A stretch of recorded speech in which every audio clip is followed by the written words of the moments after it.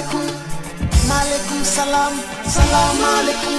yeah salaamaaleykum maaleykum salaam salaamaaleykum yeah salaamaaleykum maaleykum salaam salaamaaleykum yeah salaamaaleykum. Amis fidèles téléspectateurs, merci de nous recevoir chez vous. Amaat nañu mbégte bu baax a baax dajewaat ak yéen ci seen entretien de A à Z émission bu mag bi nga xamante ne ci la ñuy dalal ndaanaan yu mag quel que soit secteur d' activité bi ñu nekk daañu leen seeti toog waxtaan ak ñoom retracer seen carrière seen parcours de A à Z. Donc tey fii ñu ngi fii ci HLM Grand Yoff fekk si fi koo xamante ni ndaanaan la di koo xamante ne bi ñu ko ràññee ak léegi gis nañ ko ci ay casquettes yu différents yu bari yu bokkul mais bu mu ci génn rek askan bi apprécier askan bi bëgg. askan bi laayke kooku mooy ki nga xamante ni moo di Assane Lo de son vrai nom gars yi gën ko xam ci Tandian ñu ngi ko ràññee peut-être ci série bi nga xamante ni moom moo Idole mais benn avant loolu gis nañ ko ci yeneen série lu mel ne Double Vie lu mel ne Mettel ak yeneen yi fi jaar bari na Kooru Tafa Watgal ak Yëgoo ak yeneen daañu ci waxtaan ak moom daañu essayer retracer li nga xamante ni mooy carrière bien avant ñu koy xam ci écran bi ci lan la newoon lu ko dugal ci aar daañu ci waxtaan ak moom c'est un plaisir ñu ñëw seet si ko Mr Assane Lo Tandian borom xale yu jigéen borom prison bi ñu ngi lay ziar le frère. maa ngi lay delloo ziar Mara. delloo ziar équipe 7TV delloo ziar Sénégal parce que aussi ñu liggéey la ñu koy delloo àdduna bi di leen ziar di leen ñëpp waaw di leen wax na leen Assane Lo ngi nii Tandian ngi nii. Tandian ngi nii li ñu mën nammee noonu laa leen nammee. macha allah gars yi gën a gis gëj a xam ci loo nekk. am na ay séries yoo xamante ni bari na yu fi jaar mais balaa ñu dugg ci séries yi damay bëgg ñu xamale la ak Sénégal bu ma ko waxee Assane Lo artiste la boo xamante ni il est plus à présenter mais bëgg nañu xam li nekk ci ginnaaw artiste kan mooy Assane Lo fi mu juddoo fi mu fekk baax enfance am nan la meloon bi muy xale parce que bi nga nekkee mag moom kenn dootu laaj noo mel Assane gars yi boo waxee ñu ne dafa bari tiitër frimeur la et tout mais balaa loolu Assane lan la meloon ci enfance am. waaw Assane man je suis né dans une famille modeste. Je suis né à la Médina. rue 1 angle 20 rue 1 angle 20 waaw. Assane Thiandoum di sama turandoo yàlla na ko yàlla yërëm te yéex a di ko vraiment sama bàjjan Yacine Thiandoum Mamadou Diop vraiment yoon ay dégg te Thiandoum. ma màggee fa ma juddoo rue 1 teg fa quelques années ma dem rue 27. nag laa eggalee sama jeunesse voilà. petit camp voilà defee tey maanaam yëfu jeunesse yu terrible yu bëree voilà jàngee tooñ déconné kafre yu mel na temps booy waaw non temps booy comme ñun xam nga ñun dañoo amoon benn groupe boo xamante ni bu musaana toog ba yenn heure dañuy dem ko ñun béjee fay xam nga ko ñun béjee fay waaw ñu fay naan fréquenté fa ñu jàngi dëgg sabar fa la ñu jàngee fecc ñun lépp parce que man dama naan ànd ak ku mel ni Namouri magu Moussa Traoré. Moussa Traoré mii tey ngeen di gis. sama petit frère la doon àndal. Moussa Traoré man magam laa doon àndal. Moussa fa la nekkoon ci kër gi ñëpp fa lañ daan dajale lekk fa lañ ko daan defee nelaw dong lañ fi dul def. biir 5-5 quoi biir 5-5. ndeysaan ba biir san fay yàlla na ko yàlla yërëm moom it day yéexee moom. moom aussi mu doon suñu papa. ma daan ànd ak exemple waxuma la Russie ñaar bis xale la woon. magam laa daan àndal Elie Diagne la daan àndal di àndal ay tey amoon na Tafa Faye la dem na mooy ki ko wayoon mais ñooñu lañ doon àndal nekk Médina di fubal yaru sabar yi di yóbbu di tegi sabar di seetaani sabar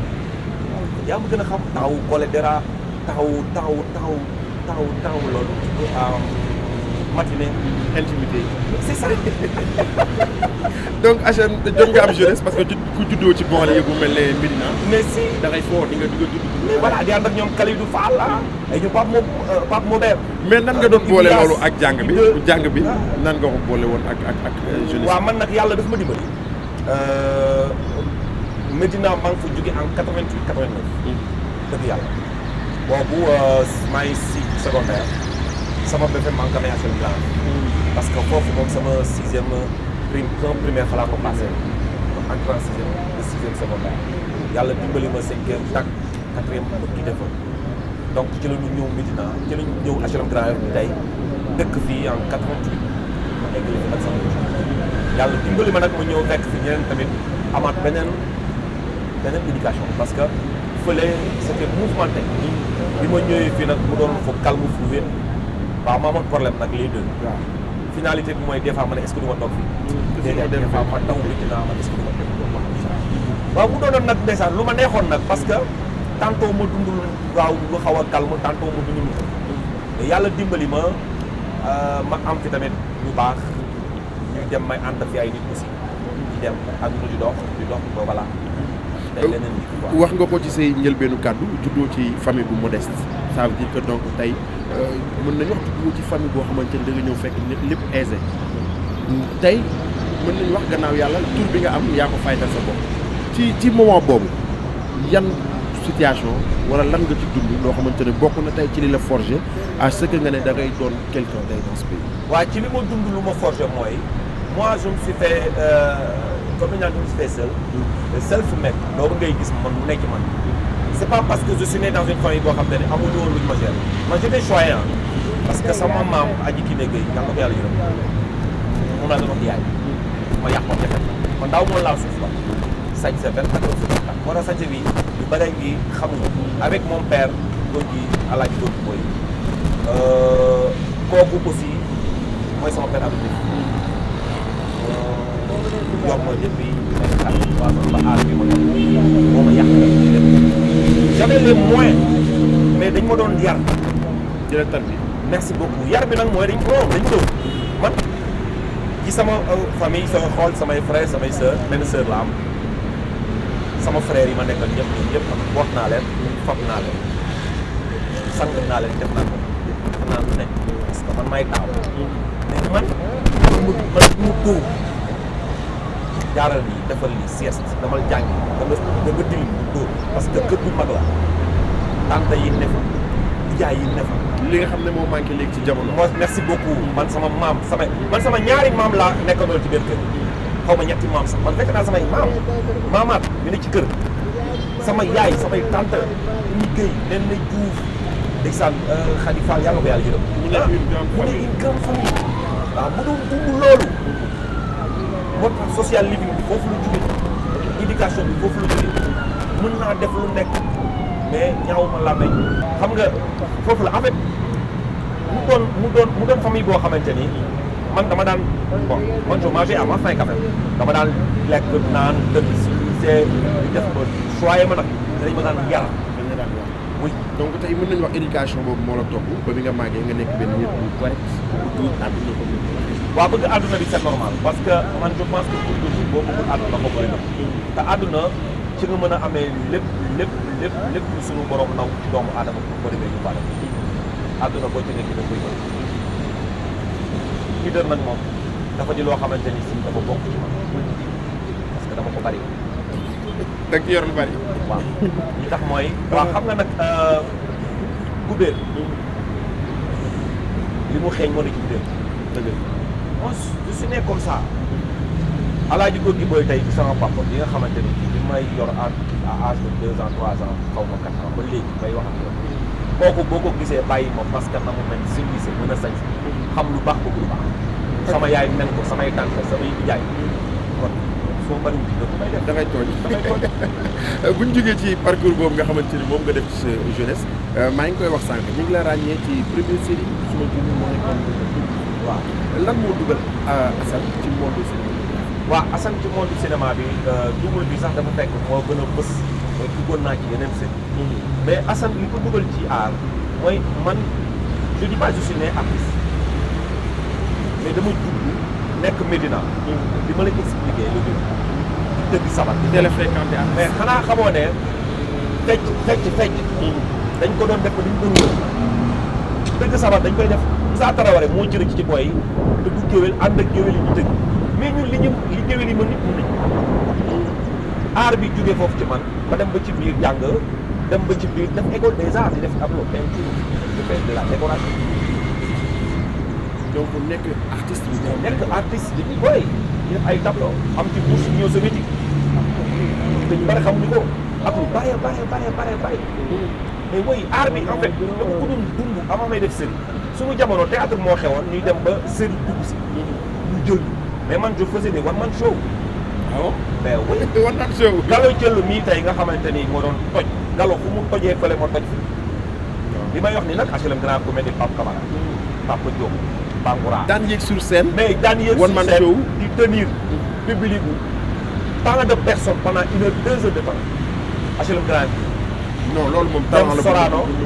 dem Sorano toj fa jël ministère de l'environnement lancé benn concours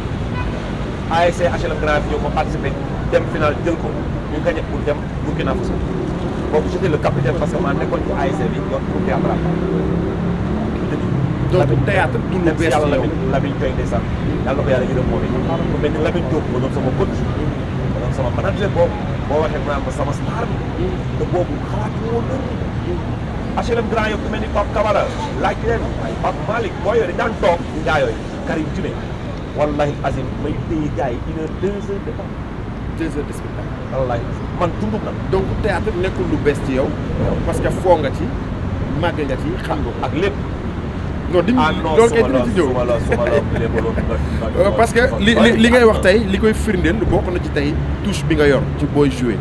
mën nañu wax di nga jouer lu sérieux mais say wax day nekk lu neex lu comique loo xam ne ki lay seetaan day ree mën nañu wax gis nañ loolu ci Tangent ci bi nga nekkee ci Idole mais aussi gis nañ ko ci lu mel ne Koor Tafa ak Wat Gaal ak Yëgoo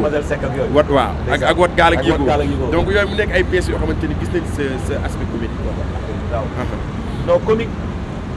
ni ma gars yi di gisee ma joué nii wala su ma la jubaloon comique nga dama si xaaral ah non doom lañ mais nag xam nga loo gis da ngay bàyyi temps des fois ma def dara gars yi naan ma mais grand dafa mel ni fii nga gën a mëni du ma wax fii ma gën a mëni damay dem gars yi di apprécier seen bopp waaw nga dugg ci Double Vie mu nekkoon benn série benn toole nag bu def toole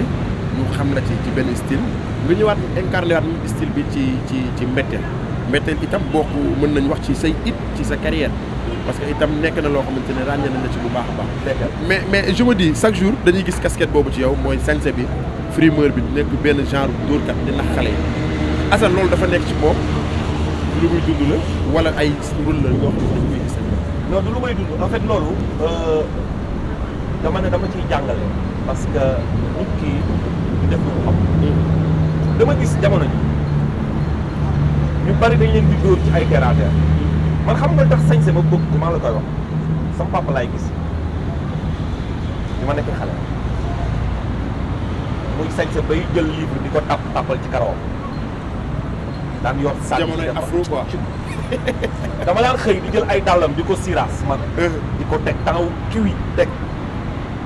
paa bi xool marron noir bu mu ciy sol ma xool li muy sol man maa ko daan génneel ceinture bi lan la àndal lii temps yooyu dañu daan kase couleur sa papa kawas loo xalaat da ko daan te sa papa ba daan takk day takk ay plaque si lui seen nag dem ma xool ma ne mais ak état doomam nga teel a gimbi ci waaw sañse ma teel ko bëgg ba pare nag ma gis ne sañse li nga ko may waaw xañu ko daal maanaam da ko may lu bari ma ne mais pourquoi pas léegi bi ma dëggee ci sañse ma ne naa def nii pour samay doom sañse bañ leen a fëkk sama doom bu jigéen tey loo ko mënti jaay mën na koo nangu ba mu nekk sañse loo ko jaay ci sañse mu ne la sama papa la ko tax loolu dama ci kontaan ay fier xam nga lu tax nit mun koo jaay sañse ba gëf ko ak noonu la damay jàngale ndax tamit aussi nit yére armoire du topp kenn te bu dul woon tubéy nag wala bu dul woon yére nag benn sàmpayam kon nañu fonk kon li nga xam ne ñu bëgg sañse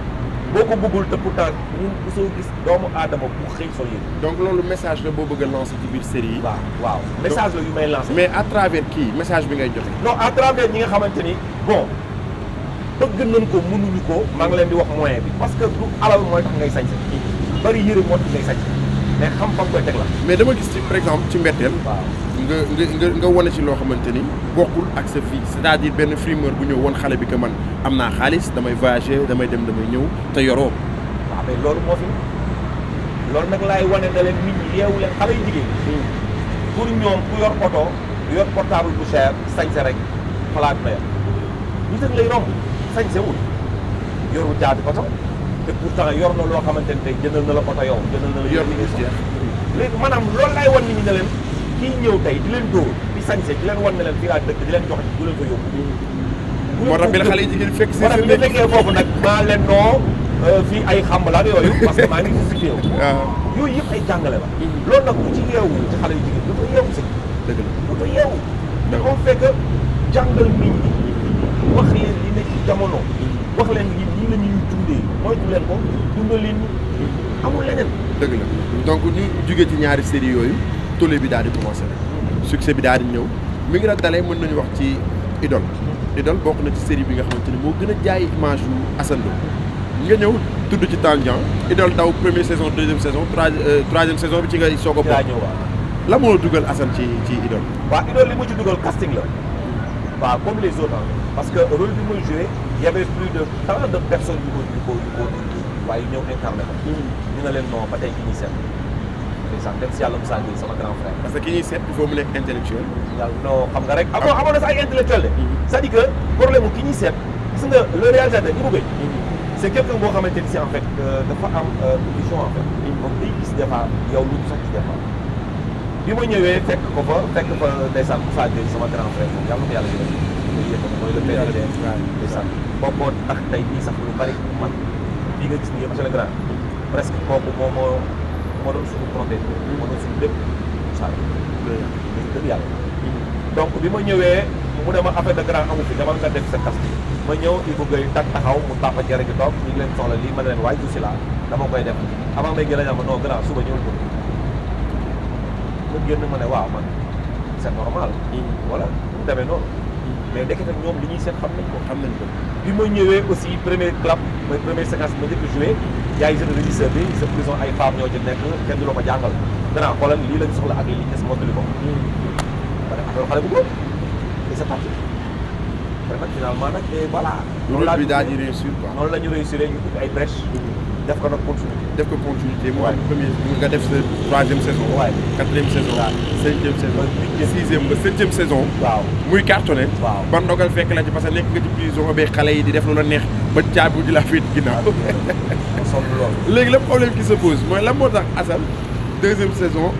troisième saison ba septième saison problème soo am sa problème ak Evenprod li ci judd bari na fay nañ la je pense problème bi 2019 la woon. waaw on est en 2021. ñu ngi waaj dugg 2022 fay nañ wala fay ñu. waaw non loolu dama doon du ma jox parce que xamul tax. gis nga yonent bi sallallahu alayhi wa sallam day wax na nit ku dul mer amul. waaye tamit boo meree da ngay bàyyi mer. waaw ku mer dina rek. mais nag jaarul Sénégalais yi xam fan la. mais moom laa lay wax. parce que problème bi toll mooy. tolloon nañu foo xamante ni il fallait mu demee noonu man maa ngi koo xamante ni bu mu séqee li ñuy séq mag yow kenn du xam boo ko waxul waaye nag bu demee ba ci biir nag ah non da ciy gis sa bopp gisuma ci sama bopp su ma la ko waxee ñaar ñett araftu la waxtaan ak yow respecté woo loolu ma wax la sa bopp soo ma respecté nag nga def li ngay def ayoo ji continue parce que nag aussi àdduna nag loolu moo fi am maak yow la neex na ànd naqari na même bu ñu tàggoon nañu tàggoon te ci jàmm mais tàggoon mën naa mais loo gis ci àdduna rek dafa am après lu koy tënk xulóon mën ta ñàkk bañ ak laa bañ a dëkk mais dañuy laaloo bu ñu paree continuer donc suñu déggee sa wax ça veut dire que ñagas bi amoon dañ na woo nañ sama jabar parce que mooy sama manager waxtaan nañoo ak moom mu metti woon loolu nag dëgg yàlla mu nangul leen ko ne ma demal ko tourné ma dem tourné donc yaa ngi ci saison 8 bi jeex na toj naa ko oui bu ko génn prison ko toj ko ok toj naa saison bi fi mu toll nii waaw ok donc loolu problème la boo xamante ni jaaroon na fi benn vent la bu amoon sa diggante yow ak acteurs yi nekk Evenprod non nice maak ñoom du ñëpp la amaloon problème ma amoon problème ñoom parce que am na certains yoo waxoon ne ay féeg lañu waaw ay féeg lañu te du ma rëccu te sama mot boobu du ma ko ñu wax retiré wu non su ma wax loolu mooy dafa amoon lu ñu tënkoon ñun entre acteurs merci kon foofu laay waxee mu am ñoo xamante ne c'est pas à des titres personnels am ñoo xam danoo moo waxee noonu ok mais je suis pas de non mais jàmm ñëw na ñu ngi tourné yéen a ngi tourné parce que ñu bari foogoon nañu gujaa bi léegi laa doon xas gujaa bi di ko yàq lu nekk ñu bari foogoon nañu doo bokk sax moom laaj yàq nekk moom man ma seeg ak Tafa ñu bari dañ ñoon du ñu bokk mais scénario moo laaj loolu dafa am loo xamante ni ñaar ñu mënta tàggante dañuy àndaat saison moo ñu boole il fallait mooy eggali ko xulóowu maag Ibou Gueye jotewu maag moom dara kenn ci Evenprod boo xam maag moom unité personnel la kenn la moo ci doon def li mu war woon def moo wax li ma war a wax mooy baax jeex na jubóo noonu jox nañu ma sama morning signé naag ñoom beneen contrat ñu ngi liggéey maintenant balaa ñuy tëj point boobu ban message ngay lancé ci producteurs yi ak acteurs yi parce que acteurs yi génn ci problème bu fay ñu ma wala li ñuy fay dafa ndaw bari na en plus yan clause ngeen di liggéey ci seen ay contrat avant ngeen di dugg ci production. waaw mais non production moom xam nga këru bukki la. këru bukki moom du manqué ñëw. ah oui te Sénégal li ma lay wax rek satisfaire fi doomu aadama dafa jafe. dafa am ñoo xamante ni bu yàlla ñëpp la may xel moom am na ku ñëw tey am na xelu muñ bu tàng am na ko xam bu ko gis nga série yi dafa am ñoo xam su ñuy ñëw dañuy ñëwee effort yi bëgg naa jouer bëgg a feeñ. dëgg la bu dee ba ci biir yam ci benn maaraat toog waxtaan ak yow maaraat na la saa waay temps yi booy yaa ngi koy bokk mu ne ah bon gars yi war nañ la fay xaalis de ah bon may la fit nga dem ne way fay ñu nga dem ne way dañ ma war a yokkal da fekk jëloo say propre initiative ci biir ciy dugg. ci biir ci biir yooyu tamit photo ak acteurs yi la le producteur lenn ñooy seen défaut mooy que toujours dañuy bëgg li leen di neex di enregistré seen i film dem ba ci biir des fois waaw dafa am nag loo xam lu la war ak acteur soo ko deful rek yaa ngi jàpp ay nit la ñu nag bu ñëwee ñi ngi waxtaan ak acteur dañ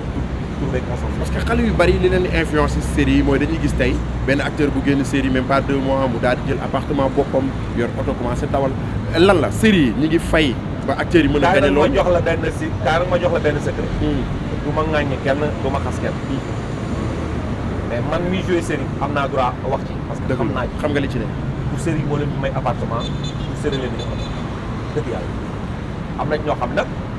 seen wërsëg yaatu na yaatu boo xamante ni. bu ñu joué série sax mën nañu am loolu. mais man mi nekk ci série xam série. ah li ma jot a xam as tuut liñ lay fay ñu la chaque mois 1 million dëgg yàlla. parce que gis nañ ci kenn bu ci génnoo te li ñu koy fay par weer dafa ndaw. bari na mën nañ sax cité Marème Dial bu Borodi parce que defoon na ay sorti que day am ay problème mu loyer day am problème mu électricité parce que dañ koy fay dafa ndaw. waaw daf ko dund moo tax mu wax ko kooku c'est ma sœur kooku du waxal dëgg yàlla c'est ma sœur nit ku ma ndaw la ma Halima. ah non kooku de bi ma koy xam xalaatul woon def série kooku depuis bu nekk xale man moom ci ay publicité bi série am donc yàlla dogal na li am seen diggante peut-être que seytaane jaar na fa di nekkoon ci moom la noonu la ko yàlla bëggee woon mais moom li mu wax dëgg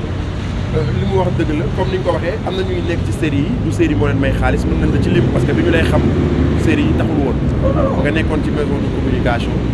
di liggéey ci showbiz ak artistes yu bari ñu xamoon la ak Carlou D gëj nañu leen gis yaa na ngi liggéey ba tey ana Carlou lan nga ñu mën a wax ci actuellement ci il va très bien macha allah mi ngi woon sax États-Unis moom ci médecine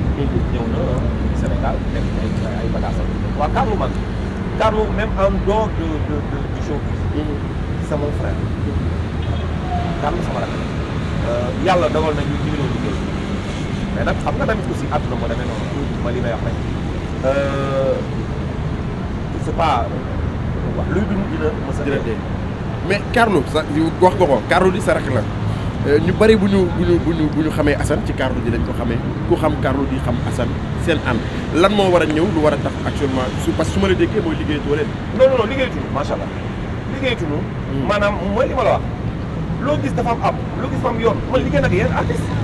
mais ku ci nekk da ngay liggéey moom ba fa nga yem nga ba keneen jël. mais lan mooy ni problème bi day am problème mu xaalis. non gis sa bopp ci liggéey bi Carlou yàlla xam na ne xaalis boole wuñu dëgg yàlla. pas plus tard que rek damay déggal teg moom staff bi ñëpp mais yàlla dafa dogal ne dama amul fu ma waroon yem ci moom. yem naa ko maa ngi ci feneen moom ñu continuer yoon. ok su ma wooyee dama koy déglu dama koy woo dama koy déglu et puis voilà lu déggoo nekk ay dëgg yàlla amul benn problème sama diggante ak moom. ci lan lañ leen mën a xaar yan artiste nga war a mën a liggéeyal. actuellement maa ngi liggéey ak artistes yi ku mel ni exemple Momo Dieng. Momo yàlla dogal na ne maa ngi liggéey ak moom Momo vraiment. maa ngi liggéey ak moom. maa ngi liggéey ak aussi booy Chérif aussi maa ngi doon c'est vrai. ok dëgg yàlla maa ngi liggéey kay ak ñenn artistes yoo xam ne bi maa ngi ci ay pourparlers ak ñoom. dëgg yàlla waaw bëgg ko yëkkati daal. ok waaw. ok actuellement ñi ngi nekk ci benn moment jëm ci ay élections locales ñu gis nga génne benn produit bu nekk bu tudd monsieur le maire. waaw monsieur le maire. lan la dafa am ay pic yooyu lancé da ngay alerter lan mooy concept bi. waaw concept monsieur le maire mooy na Sénégalais yi ñenn ñi. yeewu ci politicien. ñu yeewu ci politicien. waaw c'est-à-dire. parce que li ñuy joué dañuy bëgg wax population bi ne leen kii ngeen fal tey mu doon nit ki yéen ñu koy garder di ko tëggal ay fanfare di koy gital ay drapeau yéen a waral loolu te du gëstu maanaam tey politiciens yi dañoo bëgg ñëw jàppee ñu seen bu la soxlaa utiliser la bu ñu la paree na la xaar ñu ngi ñëwaat tey avant les élections dañuy ñëw jege la attaay ak yow. mooy période bi ñu toll nii. mooy période bi wax loolu wax ñu def. boo ci woo téléphone tey décroche ci saa si. message la ñëw sa kër attaaya tooñ sa njaboot dugg ci koñ bi bënd. nga fal ko tey ñu fal ko 22. 21 heures mu woote ay garde corps. commencé jafe gis le lendemain mu changé. numéro téléphone. le surlendemain otoom bii ñëw. gars yi daf ko tête vitré ko. ah non léegi mi ngi dox sa diggante ko. foofu moo tax ñu joué monsieur le maire. monsieur le maire c' est un produit de Togola. Togola production. moo ko def am vision aussi ci dëkk bi ni mu ko def. pour population bi xam ni. moytu leen ndax xam ki ngeen di fal. mais est ce que Grand Yoff fii actuellement candidat ak yooyu ak seen maire. mais si Grand Yoff am na fi. Grand Yoff man xam naa fi tey ku mel ni Mora Cissé mi ngi fi. ku mel ni Badara Kébé Badara social Kébé social mooy pro social mi ngi fi. ku mel ni Cheikh Babou mi ngi fi man ñett ñooñu laa xam. ci Grand Yoff yi nga xamante ni samay nit lañu te bëgg maire bi. waxtu wi daanaka jeex na. ay projet Assane Lo ci lan la ñu mën a xaar parce que gisaguñ la nga def sa production bopp parce que gisoon nañu Lo Gaindé mais Lo Gaindé je pense que production la woon. waaw Lo Gaindé co-production la woon. donc pour ma def sama production bopp bientôt. waaw parce que tamit aussi li may faral di wax rek. borom taabal joo gis xelam ak jigéen. borom boutique boo gis xelam ak grossiste. donc yàlla baax. yàlla baax waaw mën nañ la xaar kon balaa mooy yàgg ci yeneen production bi. soreetul c'est pour bientôt Mara. mais man décembre bi faaw na ñëw parce que Assane gis naa fi ñu toll nii ngay génne ay bagages yu doy waar comme sañ sa moom fi ñu toll nii daanaka fii la raay yu téere bëgg naa ñëw. non yow nee naa la loo bëgg yàlla na jàmm. blazer yi daal yu doy waar loo bëgg yàlla na jàmm décembre baa ngi décembre xaar leen Assane moo may solal. parce que yaa ngi wax Issa fi ñu toll ma ngay gestu. Kébé moom yaakaar na ne moom boutique moom fi ñu toll nii. xam nga mais dara bagage yaa ngi fi. dañuy tàggatoo mais faaw nga may ñu dara man tàggoo naa donc bëggee Issa ci caméra bi ak Kébé bëggee Cheikh léegi mooy sama chauffeur comme tali bi fi mu toll nii réew mi oto yi dawul cag-cag yee yore réew mi donc maa ngi leen di bëggee mais non mais nag daw leen doucement ak waay lépp gars yi ci nga tàggatoo sa dernier message waaw sama dernier message mooy di leen bëggee waa 7TV Mara sama rakk sama xarit jotaay bi ñu yàgg ko bëgg waaw boobu maa ngi nekk ci beneen chaîne de télévision tey la ko yàlla 3 ans ñu ngi koy jàpp ko yàlla da nga nit bu baax di booy bu xam fay des parce que aussi Sénégal mooy li ma wax rek télé gi bari na trop waaye xam nañu kii di fay quoi waaw gars yi si bàyyi la xel te du ko sa changé loolu laa lay wax parce que tamit nit ñi ñoo tax nga mel ni nga mel kon muy wan nit ñi leneen waaw di siyaar aussi waa Tabara Change Lamine Ndiaye Bangoura Brésil mooy Lamine Papa Diop Zale xam nga l'intellectuel est là mooy Malick aussi ak sama petit frère moom nga xam sama gars yi loolu Baye Fall waaw non moom Baye Fall la quoi xam nga waaw di rafetlu Issa Diop bi waaw ñun ñëpp daal xam nga Issa Diop daal temps bi jeex na bëgg nañu waa HLM Grand Yoff yëpp Assane faaw nga lébal ñu nag mënul ñàkk nañu may benn léb rek ñu reetaan donc ma may ko téléspectateurs yi ñu doon seetaan bëgg nañu leen donc moom itam grand bu cool la grand bu free grand bu baax donc mise à part émission bi ñu seet tey dañuy déggante bari na da lay conseiller da lay teg ci axe donc ñu ngi lay ñaanal yàlla moo ca la yoon bi te ñu ngi séntu même mise à part carrière professionnelle bi nga xamante ni yaa ngi ci muy milieu cinéma yeneen projet yi yëpp yàlla ko yàlla moo ca li Assane lébal ñu waaw non mais lu bokkul ak li ñuy gis lébal ñu mais booy yaa ngi wax lu am solo booy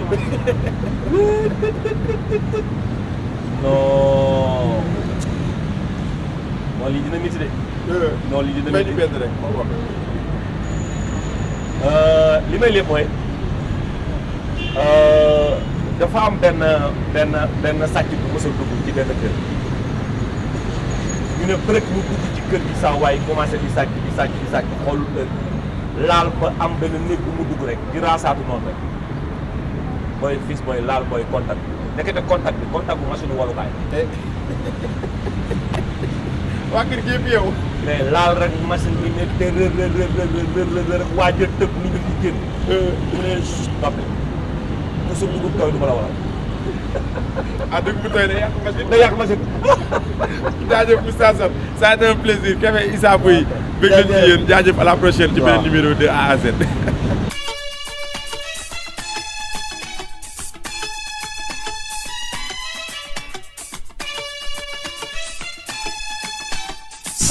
Salaamaaleykum, maaleykum salaam, salaamaaleykum, yeah. Salaamaaleykum, maaleykum salaam, salaamaaleykum, yeah. Salaamaaleykum, maaleykum salaam, salaamaaleykum.